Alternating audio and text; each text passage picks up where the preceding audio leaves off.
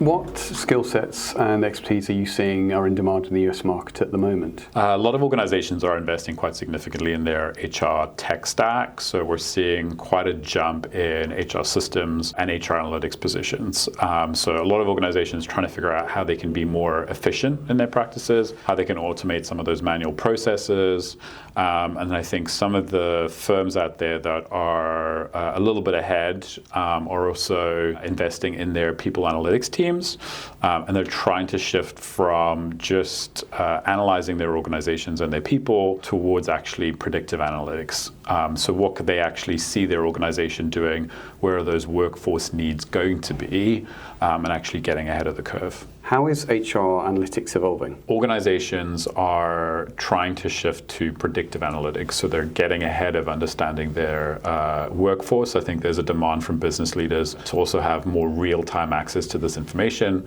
A lot of firms have to go away, pull a report, take some time. Business leaders are expecting real-time analytics, and that's really where a lot of HRIS analytics teams are trying to get to. We're also seeing analytics bleed into the wellness space, which is quite interesting. So how organizations can use those analytics to better understand employees' engagement, wellness, and how they can actually support that moving forward. What challenges are your clients seeing or finding in trying to hire top-tier talent in the analytics and HRIS space? We're seeing an increasing demand on the non-technical skill sets. So the ability to tell a story with data, influence stakeholders, to craft communication plans. Really that sort of softer skill set that complements bringing the data to life is really where clients are looking for more and more expertise. What are some of the challenges that businesses are facing in advancing their HRIS and analytics capabilities? A lot of organizations need to get the basics in place, and pulling data together so it's in one data pool is a key starting point. The quality of data needs to be there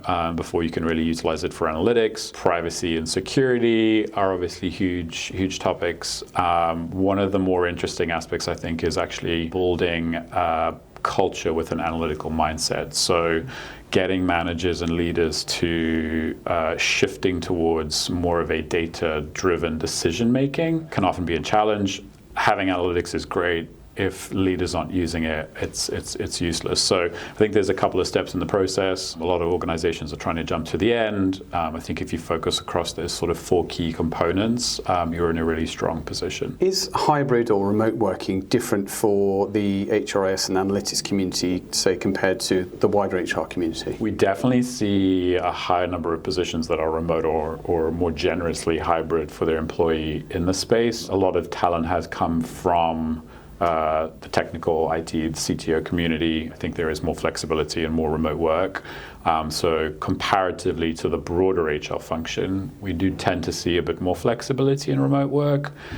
It's a very competitive space, so I think that's going to continue. And certainly organizations that are offering that, I think, have a competitive advantage. How does the career path for an HRIS or an analytics specialist compare to the career path of, say, a generalist HR person? From an industry perspective, there's significantly more fluidity. Where someone comes from, an industry perspective has fairly low bearing, I think, on their career movement. Technical skill set that our clients weight most heavily.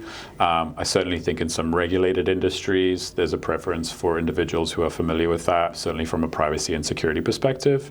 But otherwise, that movement between industries for the HRIS analytics community is a lot easier than it is for some broader HR professionals. What is important to individuals who are in that HRIS or the analytics space in terms of their career moves? I think they certainly look at an organization's stability and growth prospects. They want to be somewhere where there's a little bit of certainty. Having somewhat of a clear roadmap from a technology perspective is very attractive. Understanding what the timeline and the investment looks like within the HR tech stack, they definitely show a lot of interest for, and then just the team that they're going to be working with and the stakeholders they're going to be engaging with. Are there certain industries or sectors that are investing more in their HR tech stack than others? Probably 2 standout verticals for us at the moment: financial services and the life sciences pharmaceutical space is where I think we're seeing the most change and investment.